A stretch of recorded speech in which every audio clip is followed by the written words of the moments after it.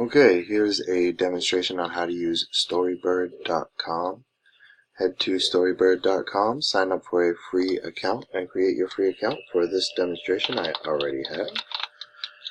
We'll sign in.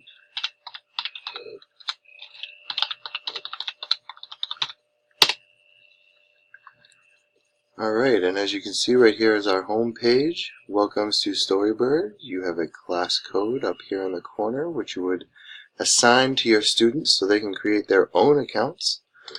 You can click on this student's link, add your students' usernames, which will then allow you to access what they are doing. Another great option in here is to access parents. You can send invitations, give them their own class codes, give them a private parents link, which is located right here. Parents will see access to their child's assignments, any assignments that you have provided, any assignments that they have given. Next is the assignments link. Click on assignments. You can create your assignments for your students. This page allows you to put in the specifications for your assignment, names, description, any media you would like to include in your assignments, as well as formats, due dates, anything like that. That could be extremely helpful. Next is on to fundraisers. I found this to be a really cool addition to this site. You can actually set up and throw fundraisers for your classes. Down here it tells you exactly how it works to create, set the dates, send to parents. Schools receive 30% of sales. As you scroll down, it gives you specifications on, pricing, formats, things of that nature. A little frequently asked questions, which are usually helpful. Finally, onto the library. This is where any of your class books are going to be saved. Any assignments that your students do for you would all be located right here. Students can view other students' assignments here as well. Get feedback for those. Of course, there is the settings section where you can change things like your class name, what you have your grade level set for. Apparently you can choose avatars.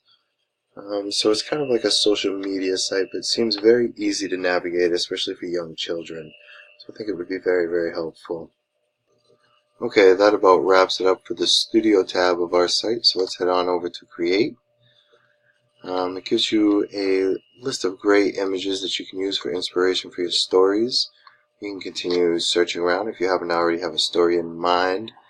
But I thought that this was really cool in a way that the students could kind of just scroll through and sort of look at the images, and maybe they could conjure up some sort of great story out of whatever it is that they saw. The artwork was very simple yet very detailed at the same time, which I thought was really, really great.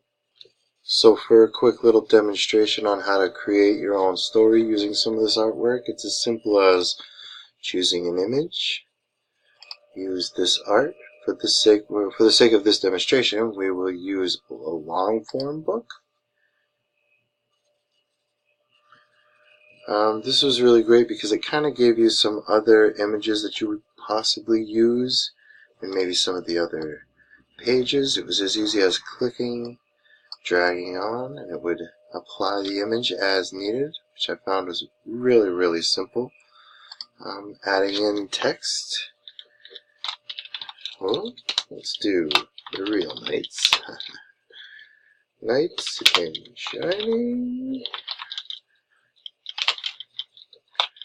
armor. It's that easy. Save at any time here, save it and exit at any time here. Head on over to insert. This would let you insert more artwork or even a divider if you wanted to split some more artwork. You can create multiple pages.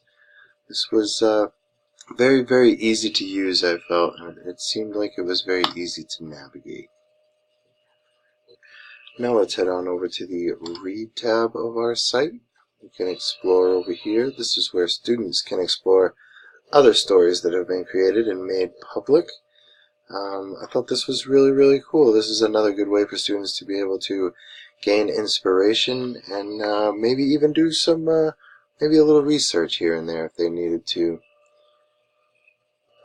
Of course, there is also the shop where you can go on and you can purchase having your own books printed and sent to you. These would be great for things like your fundraisers. Of course, there's ebooks because these days more people seem to download than gain printed books, but poetry is also an option. I didn't really go too much into that in the demonstration, but very, very simple. One page.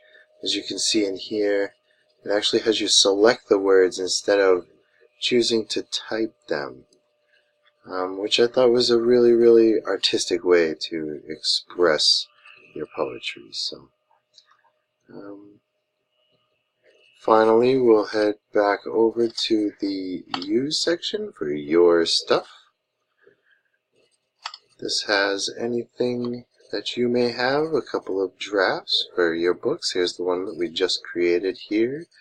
This was an untitled one that I was just kind of messing around with earlier, but yeah, that about wraps it up. Thank you guys for watching, and I'm looking forward to some feedback.